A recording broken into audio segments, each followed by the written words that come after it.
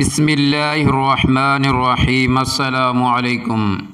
وہ مرد جو لڑکی بن کر عورتوں کو نہلاتا اور اس کے جسموں کے ساتھ کھیلتا، جاننے کے لیے اس ویڈیو کو مکمل دیکھیں اور اس چینل کو سبسکرائب کریں۔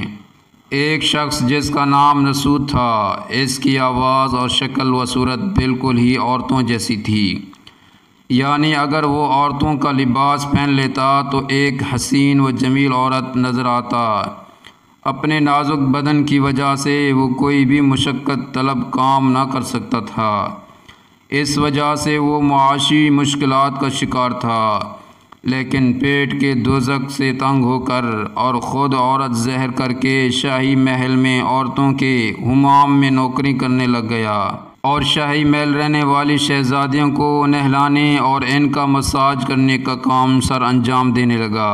اس کا حلیہ بھلے ہی کسی دو شہزادہ جیسا تھا، لیکن حقیقت میں وہ تھا ایک مرد اور مردوں کی طرح شہوت رکھتا تھا، اس لیے شہزادی اور شاہی بیگمات کا مساج کرتے ہوئے خوب نفسانی لذت حاصل کرتا اور اپنے مردانہ جذبات اور ہاتھوں کے لمس سے شہزادیوں کو شدید لذت پہنچاتا۔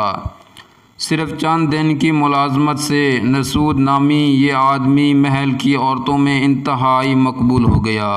نسود کی دونوں کی طرف سے چاندی تھی، ایک طرف تو اسے نرم و نازک شہزادیوں کے جسموں سے کھیلنے اور اپنی نفسانی خواہشات کو تکمیل تک پہنچانے کا موقع ملا، دوسرا شاہی محل کام کرنے کی وجہ سے انعام و اکرام بھی دیا جاتا۔ ان تمام خواہشوں اور لذتوں کے باوجود نسود کا ضمیر اسے ملامت کرتا اور توبہ استغفار کر کے اسے عمل بد سے روکتا۔ نسود اپنے ضمیر کی آواز پر اپنے گناہوں سے توبہ تو کر لیتا، لیکن اس کا ظالم نفس نسود کو اپنی توبہ زیادہ عرصہ قائم نہ رہنے دیتا اور دوبارہ بادشاہ کے محل میں موجود عورتوں کو نہلانے اور ان کا مساج کرنے چلا جاتا۔ ایک دفعہ نسود کے شہر میں انتہائی نیک بزرگ تشریف لائے۔ وہ ان کی خدمت میں حاضر ہوا اور اپنا احوال سنایا اور اپنے گناہوں کے لیے دعا کی درخواست کی۔ اس بزرگ کی دعا میں کچھ ایسی تاثیر تھی کہ اللہ تعالیٰ نے جلد ہی نسود کو راہ راست پر آ جانے کا بہترین موقع فراہم کیا۔ اسی طرح دن گزرتے رہے اور شاہی محل عورت بن کر کام کرتا رہا اور عورتوں سے اپنے مردانہ جسم کو تقسیم دیتا رہا۔ ایک دن وہ اپنے اسی کام میں مصروف تھا تو ایک شہزادی کا قیمتی موتی گم ہو گیا جو اس کے دل بہت ہی قریب تھا۔ خوب تلاش کے بعد وہ موتی نہ مل سکا تو شہزادی کے حکم پر محل کے تمام دروازے بند کر دیے گئے اور سپاہیوں کو حکم دیا گیا کہ حمام میں موجود تمام کنیزوں کی مکمل تلاشی لیں۔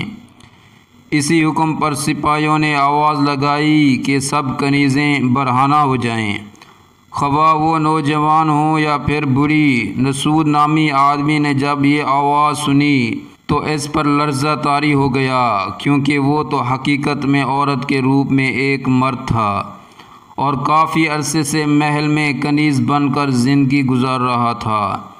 اسے خیال آیا کہ آج تو وہ رسوا ہو جائے گا اور بادشاہ اپنی عزت اور ناموس کا انتقام مجھ سے ضرور لے گا، کیونکہ حرم کی عورتوں کو چھونا نہایت ہی سنگین جرم تھا اور اس کام کی سزا پھانسی تھی۔ نسود کا چہرہ اس ڈر کی وجہ سے زرد پڑ گیا، وہ موت کو انتہائی قریب سے دیکھ رہا تھا۔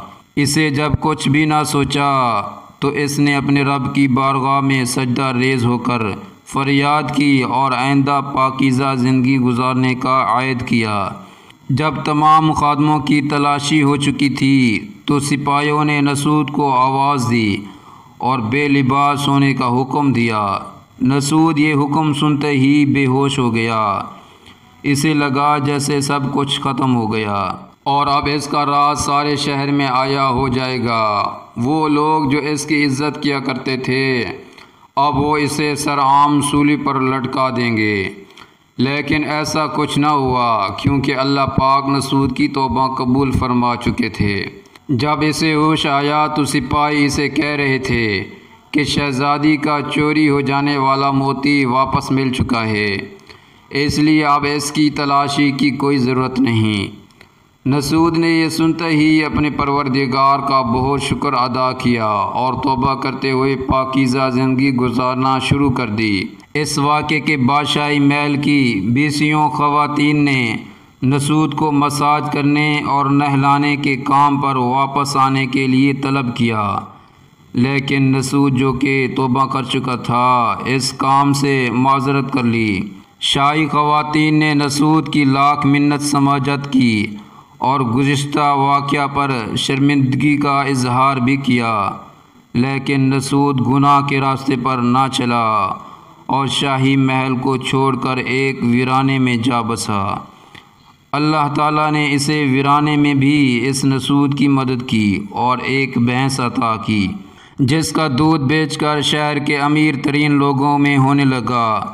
ہم میں سے بہت سے لوگ توبہ پر قائم نہیں رہ پاتے، کیونکہ گناہوں سے ملنے والی لذت اور دولت کا کوئی بھی متبادل ان کے پاس موجود نہیں ہوتا۔ وہ سوچتے ہیں کہ اگر گناہ چھوڑ دیا تو اپنی پرآزائش زندگی کس طرح قائم رکھ سکیں گے۔ ان لوگوں کے لیے یہ واقعہ بہت روشن بھری دلائل ہے کہ اگر گناہوں بھری زندگی ترک کر کے اللہ تعالیٰ سے تعلق جوڑا جائے تو اللہ تعالیٰ اپنی طرف لوٹنے والوں کو کبھی بے یار و مددگار نہیں چھوڑتا۔ سبحان اللہ۔ اس ویڈیو کو لائک کریں، شیئر کریں اور اس چینل کو سبسکرائب کریں۔ جزاکم اللہ خیرا۔